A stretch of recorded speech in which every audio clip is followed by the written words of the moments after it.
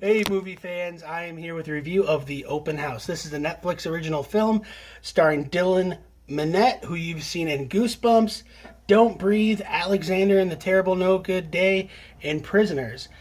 As a young man whose father is killed by a drunk driver.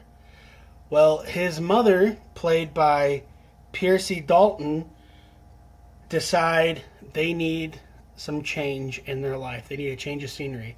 It just so happens that the mother's sister, his aunt, is trying to sell her house in the mountains, and she's unavailable to be there. So it's perfect timing for them to get away and go in this beautiful home in this incredibly gorgeous, secluded ish area. It's secluded when you need it to be secluded. Area in the mountains, but like a lot of things in horror movies, it doesn't go quite that way, and they are stalked by some person. We don't know who this guy is or girl. They hear noises, they hear rattlings. Both these characters are experiencing a tremendous loss of their prospective husband and father, and they are grieving terribly. The mother is just despondent. She looks like she doesn't sleep, but she sleeps all the time. And the son is just very despondent and quick to snap, at his mother. I really like Dylan Minnette. I think he's a very, very good actor. In movies like Goosebumps, which is a silly kids movie. Don't Breathe, which was like the best horror movie of its year. Alexander the Terrible No Good Day, which was a great family-friendly, awesome movie. And Prisoners, which was probably its best movie of its year, probably.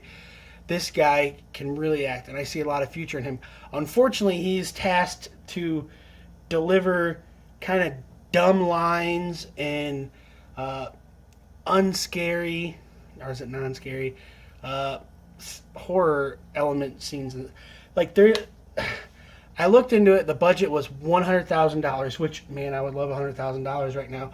But it's not a lot when you compare it to like Transformers being over $200 million budget. So $100,000. I'm like, where'd the money go? I could probably make this movie for like 10 G's, but no, $100,000.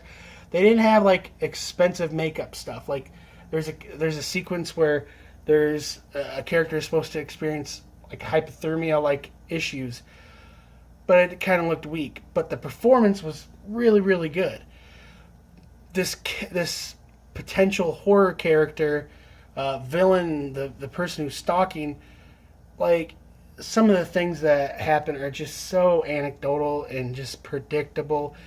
And like there's a character who is being tortured, and it would make sense that an action that this person does happen.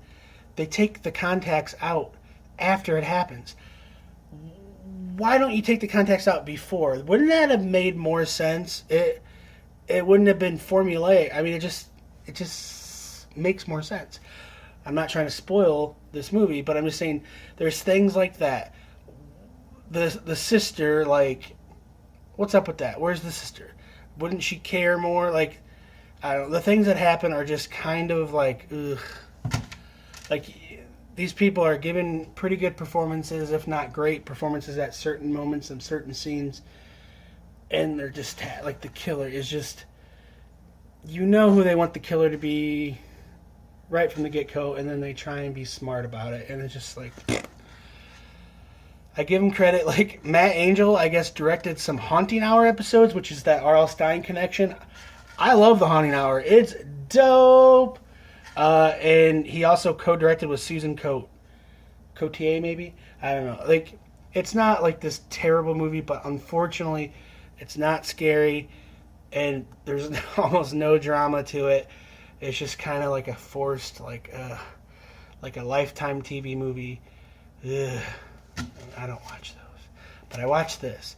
Like I said, Dylan Minnette, I think he has a ton of potential, and he could potentially be the next leading man. Who knows? I mean, he could be the next Heath Ledger. He could be the next Christian Slater. Stick to the 5 last movies he did. Goosebumps, Don't Breathe, Alexander the Terrible and Good Day, Prisoners. I mean, these are some killer movies. He gives good performances to great, and I think he can really do it. You know, props to these people for making a movie for 100 G's. That's an independent movie. Netflix, you know, I wish there was some tweakage happening with the movie.